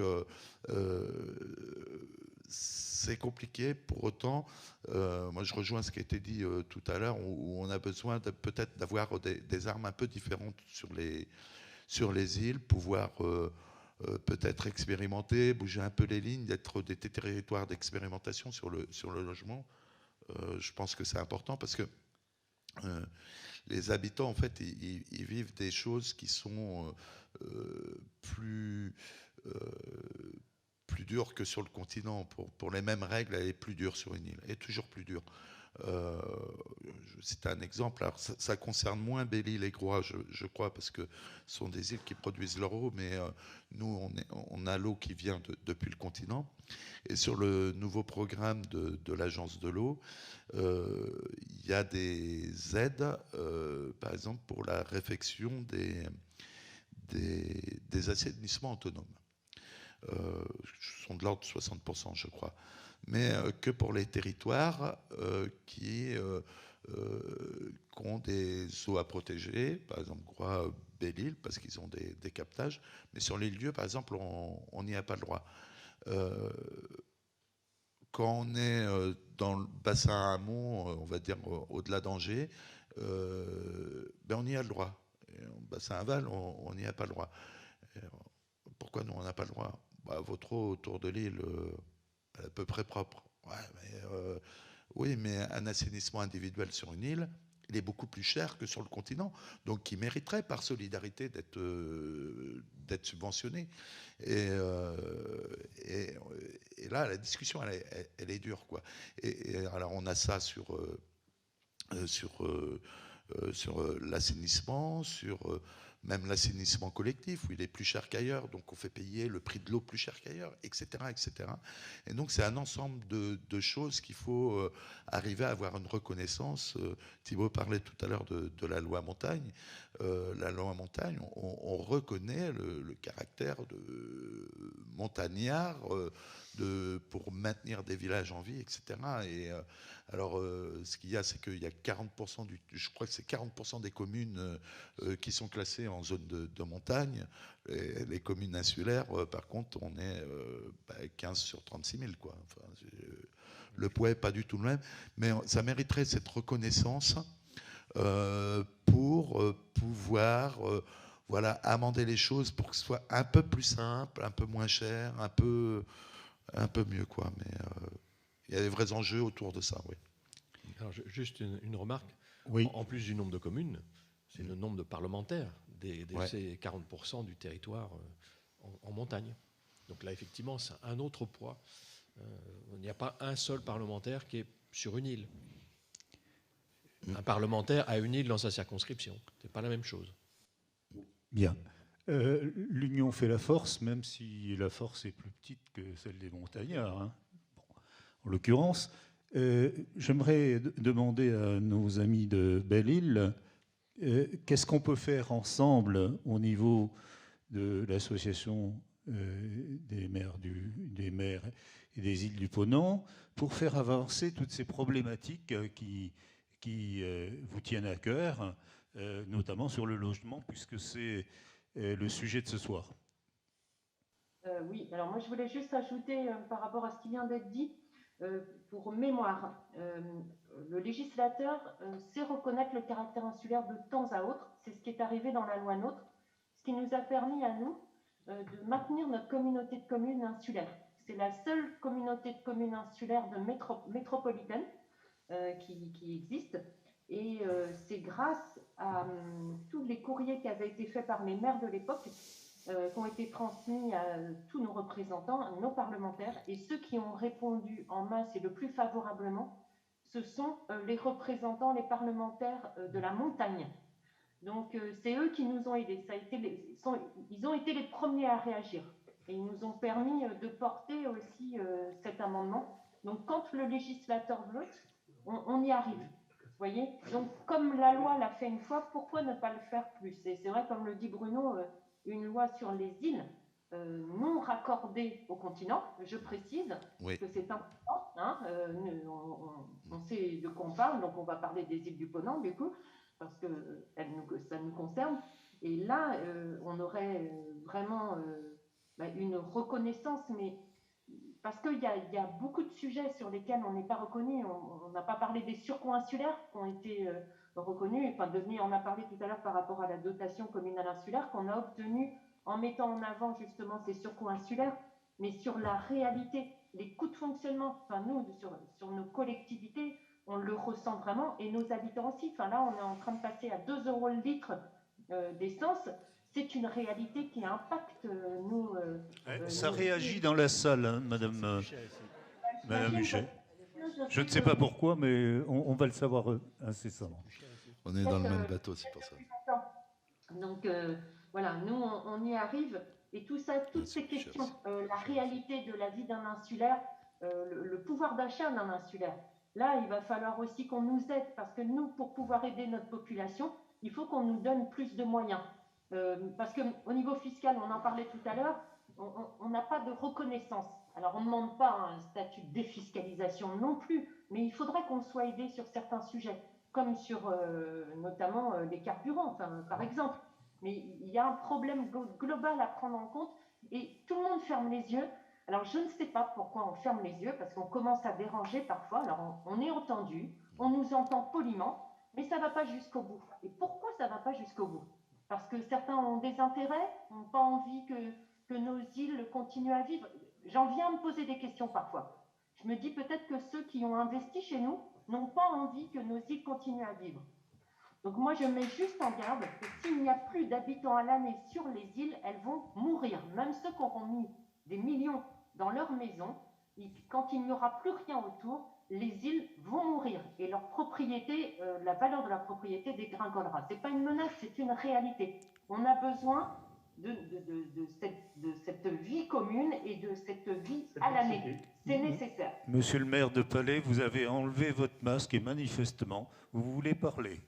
Allez-y. Non, juste sur les formes d'habitat, évidemment, il y a peut-être des expériences à faire, mais on va pas monter en hauteur, on ne va pas construire des immeubles, hein, même si j'en ai dans mon centre-ville, voilà, on est de 3-4 étages maximum. On ne va pas reproduire ailleurs, et on en discutait. Bon, déjà, j'ai une citadelle et la plus grande enceinte urbaine de France, donc vous voyez, tout est monument historique, donc là, ça rajoute encore à la réglementation. Mais on en parlait avec mon collègue de Locmaria, et effectivement, déjà, les insulaires, entre guillemets, on crée des petits villages avec des terrains de 250-300 mètres carrés. On recherche une qualité de vie sur une île. On ne vient pas là pour habiter forcément dans un appartement ou dans des tours. Donc ça, matériellement, ça ne se fera pas. Et par contre, on réfléchit là sur notre autre parcelle, donc sur la forme de l'habitat. Je passe sur autre chose, mais quelque chose de plus philosophique. Mais on est en train de travailler sur de l'habitat partagé. En fait, on a un petit groupe qui s'est créé et qui souhaite mener un projet, donc dans les 3, 4, 5 ans, de créer un habitat qui soit avec 4-5 familles différentes, avec des espaces partagés, etc. Enfin, vous connaissez tous un petit peu le concept, mais qui est sympa, et j'espère qu'on arrivera à mener cette expérience au bout. Voilà. D'autres volontés de travailler ensemble et sur des thèmes et avec des revendications aux parlementaires, au gouvernement, etc. Monsieur le maire de Lisieux, ou de Groix, allez-y. Ouais. N'importe comment, les îles ne vivront que si on crée de l'emploi dans les îles. Parce que le problème, c'est le tourisme, c'est très bien, mais ça ne suffit pas. Puis ça pose aussi des tas de problèmes, d'équipement, de ceci, de cela. Je crois que si on veut garder une population active dans les îles, il faut être imaginatif et créer de l'emploi.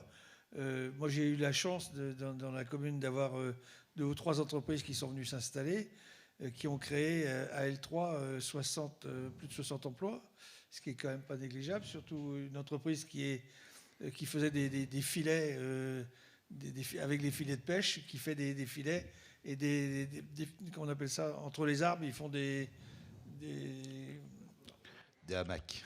Non, c'est pas des hamacs, c'est les acrobranches, là. Les acrobranches, oui. Des acrobranches. Oui. Et les petits-enfants adorent ça. Il a démarré, ils étaient 3 ou 4, aujourd'hui ils sont 40. Il a équipé l'aéroport de Singapour avec un acrobranche à l'intérieur de l'aéroport, et ils ont des marchés sans arrêt au Japon, en Corée, en Angleterre, aux États-Unis, au Canada. Enfin, quand l'activité tourne à fond, ils sont plus de 50 personnes à travailler. Et c'est que des jeunes. Et c'est comme ça qu'on a eu la chance d'avoir un autre, c'est un groupe d'agroalimentaire de Bretagne, le groupe Guyader, qui a créé un atelier de production de verrine à base de fruits de mer. Et ils ont créé, il y a 19 emplois, plus une petite brasserie qui en crée 4 ou 5, plus une biscuiterie qui en crée 3 ou 4. Enfin, je crois qu'il faut aussi être imaginatif et essayer d'être très attractif pour permettre aux industriels, aux artisans de venir s'installer, quoi, hein, et leur faire des facilités. Et bon, si on peut leur mettre des terrains alors pas chers du tout, là ils viennent s'installer. Hein. Bien qu'il y ait des surcoûts de production, hein, dans les îles, parce qu'il y a déjà le transport à l'aller et au retour qui coûte cher. Mais malgré ça, ils ont l'image de marque aussi qui fait que leurs prix peuvent être assez conséquents. Bien. Le temps imparti a été dépassé, mais ce que je souhaiterais avant qu'on conclue, et que Monsieur le maire conclue chez lui, c'est donner une dernière fois la parole à la salle, s'il y a des questions. Si vous souhaitez tirer un premier bilan pour vous-même de ce qui s'est passé pendant 3 jours ici et qui est à louer, parce que toutes les municipalités n'organisent pas comme ça des débats ouverts, et j'étais le garant de l'ouverture de ces débats. Est-ce que vous voulez vous exprimer sur le sujet avant qu'on donne le mot de la fin à nos amis de Belle-Île, parce qu'ils ont eu la gentillesse d'être avec nous, et à Monsieur le maire de L'Île-d'Yeu, qui était l'organisateur de ces débats avec moi? Je crois que la problématique peut-être avec Groix, pour avoir entendu Monsieur le maire de Groix, est peut-être pas la même que sur L'Île-d'Yeu, parce qu'ici on a bien de l'emploi, mais c'est le logement qui nous manque cruellement. Et on l'a encore vu cet été. Et on a l'impression que c'est un peu comme en montagne. Maintenant, les emplois saisonniers qui viennent ont besoin d'un logement pour travailler. Les restaurateurs ont vraiment souffert cet été. Et puis là, on voit paysages, bâtiments. Beaucoup cherchent la main-d'œuvre, mais il faut un logement. Donc on se mord un peu la queue parce que du coup, on n'y arrive pas. Si on n'a pas le logement, on n'a pas l'emploi. S'il n'y a pas l'emploi, on n'a pas l'attractivité et on n'a pas les services. Et je pense aussi au personnel soignant. On le voit parce qu'on a le plus petit hôpital de France métropolitaine, je crois. Et même chose, hein, il manque de personnel soignant et il faut les loger. Donc ça, c'est un problème pour nos aînés.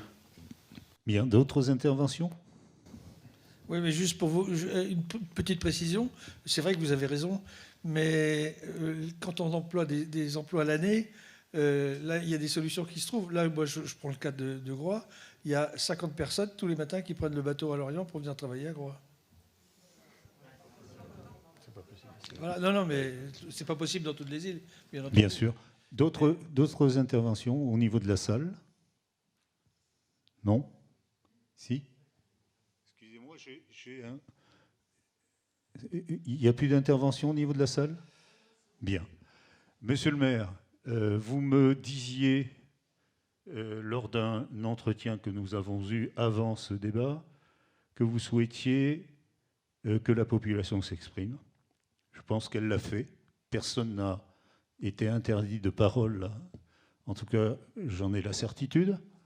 Vous nous avez dit que vous souhaitiez que ce problème du logement, il soit pris à bras le corps, non seulement par votre municipalité, mais par tous les invités que nous avons eus à nos différents débats, et évidemment par la population. Et donc maintenant, eh bien, comment donner une suite à ces débats? Comment imaginer l'avenir avec votre population, avec votre conseil municipal? Monsieur le maire, la parole est à vous. Oui, merci. Enfin, moi, je voudrais d'abord remercier tous ceux qui ont participé à cette organisation de ces 3 jours, remercier les services communaux, remercier les différents partenaires qui ont exposé, les associations, les partenaires institutionnels, vous remercier, Monsieur Norito, d'avoir accepté aimablement d'animer et gracieusement ces débats. Je tiens à le souligner, par amour de l'île-dieu, vous avez dit. Et de remercier nos amis ce soir des autres îles, enfin, les représentants des îles du Ponant, les 4 maires de Belle-Île. Je suis ravi qu'ils aient pu être en visio ce soir. Remercier Dominique Yvon, le maire de Groix, qui a fait le déplacement. C'est dire que cette problématique de logement, elle est importante pour l'ensemble des îles. Cette présence des différents maires le montre bien ce soir. Voilà. Nous, quand on a fait cette semaine du logement, on a voulu la faire parce que, bon, d'une part, il y a cette pression immobilière, cette pression où les gens n'arrivent plus à se loger, on ne trouve plus de locatifs. On avait l'impression que, voilà, que la population imaginait, finalement, il n'y a rien qui se passe. Il y a des choses en cours, c'est un peu complexe. Et c'était important que dans les différents domaines, les différents acteurs puissent montrer ce qui se faisait, de pouvoir échanger. Et je trouve que ça a été très, très fructueux. Dans le sens, il y a une réflexion hier, j'ai envie de la reprendre parce que ça m'a beaucoup interpellé. On avait un chef d'entreprise qui disait, ouais, il va investir dans du locatif à l'année. Puis finalement, il y a quelqu'un dans la salle qui lui dit, mais non, mais Pierre, tu déconnes, t'as mieux à faire ailleurs. Oui, il peut aller faire du Pinel au Sable d'Olonne, etc. Et finalement, ben, oui, il a raison, parce que il peut faire mieux dans l'immobilier ailleurs, mais il le fait sur son territoire. Finalement, en ne perdant pas de capital, mais il va en tirer malgré tout un revenu qui va être peut-être au-dessus qu'un investissement ailleurs. Et on change de vision, c'est-à-dire qu'il y a quelques années, on achetait pour voilà, retrouver son capital, puis racheter un deuxième truc, ou bien un troisième truc. Ouais, on sort clairement de ça. Enfin, les prix de l'immobilier sont plus ça. Et je trouve que ces réflexions ont permis qu'on chemine tous. Moi, le premier, hein, j'ai cheminé sur ces 3 jours. Voilà, et des réflexions qui ont émergé. Et je pense que c'est intéressant, que c'est tous ensemble qu'on peut avancer. Sincèrement, j'avais un peu peur du débat d'hier soir où on disait quel équilibre entre résidents permanents et résidents secondaires. Où voilà, l'idée c'était pas de fustiger les gens qui font de la location saisonnière, mais c'est important qu'on ait tous conscience de voilà, qu'est-ce qu'on veut faire de notre territoire, quels est des seuils acceptables, des équilibres à trouver. Et je pense qu'on a eu des débats assez riches, c'était intéressant. On reste un peu sur notre faim parce qu'on a envie d'aller plus loin. Et bon, on a discuté un peu entre nous, entre élus. Nous, ce qu'on va proposer, c'est de continuer. Alors, c'est une formule différente, mais peut-être faire des ateliers participatifs. Alors, il faut nous laisser un peu le temps de les mettre en place, de pouvoir faire ça bien pour amener un peu d'éléments. Hein. Faut qu'on ait un peu d'éléments techniques à amener au débat, mais de continuer dans cet esprit, parce que je pense que ça fait avancer, ça fait cheminer. On m'a parlé dans la rue, ah oui, etc. Et puis on sent que les gens appréhendent de manière un peu différente les choses, et je crois que vraiment tout le monde a à cœur de prendre ce problème du logement à bras-le-corps. Voilà, moi je suis ravi de ces 3 jours, enfin d'avoir pu échanger autour de tout ça. Et voilà, donc on va continuer sous cette forme au moins d'atelier participatif, peut-être aller encore un peu plus loin, mais en tout cas de continuer à discuter ensemble, parce que nous, on n'y arrivera pas tout seul. C'est pas la municipalité qui arrivera toute seule à faire ça. Et voilà, en tout cas, un grand merci à vous tous. Alors, les maires de Belle-Île, on ne peut pas vous inviter à boire un coup, hein, parce que je vais inviter la salle à boire le verre de l'amitié, mais le cœur y est en tout cas. En tout cas, merci à vous tous, et puis je vous souhaite une très bonne soirée. Merci. Et merci à nos amis de Belle-Île. Merci à tous nos participants. Et merci surtout à vous, cher public et cher Hillet. Et un grand merci à Florence Guiton, qui était la directrice des projets sur l'île et qui a mené de main de maître, de maîtresse, hein, voilà, ces 3 jours. Voilà, merci beaucoup à elle aussi. Et il n'y a plus qu'à boire un coup. Voilà. Merci. Au revoir. Au revoir. Et merci beaucoup. Merci.